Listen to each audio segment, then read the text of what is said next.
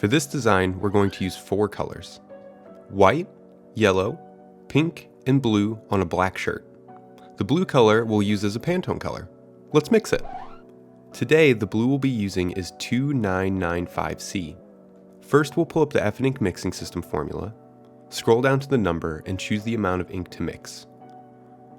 For production, use 1,000 grams and 1 to 200 grams for testers. Click Load Formula, and the lightning bolt will change to the color we have chosen. For this formula, we only need mixing white and light blue.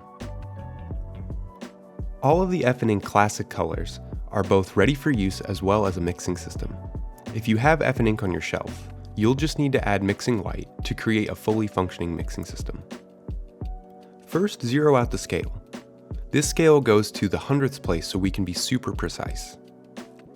It's always best to add the largest amount of ink to the mixing container first. In this case, that's light blue. Today we're going to be adding 31.3 grams of mixing white to this color.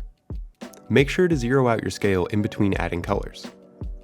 When you start adding more colors, always try to keep them as separate in the container as much as possible. When you add too much of a color, you can carefully try to grab a bit of that single color back out and try not to take other colors you've already measured out. With simpler formulas, this is not as important, but as you move into formulas with 4 or 5 inks, it's a great habit to get into. All that's left to do is mix. Make sure to scrape all the ink around the edges and on the bottom so you can get the truest color to the Pantone as you can. Another reason to start with the largest amount is that you might not be able to scrape 100% of the ink off the sides of the container. This is generally the mixing white base, although in this color formula it is the light blue.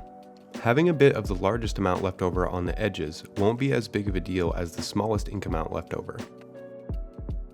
Sometimes the color won't look the same as it looks on the mixing system software, or even from the mixing container to the shirt. This has a lot to do with color theory. Certain colors are more translucent than others, so the shirt color shows up behind the ink and affects its color. Printing an underbase will help the color and not shift on the shirt. If the color you mix doesn't look quite the way you want it to, go to the next Pantone color in the book. It could be a shade darker or a shade lighter, and it might look better on your print. We created a video all about color shift, so check it out if you want to learn more. Thanks for watching, screen printers. If you found this video helpful, you won't want to miss our comprehensive online course, How to Screen Print with a Kit 250 edition, available exclusively on screenprinting.com. Watch today for free and take your skills to the next level.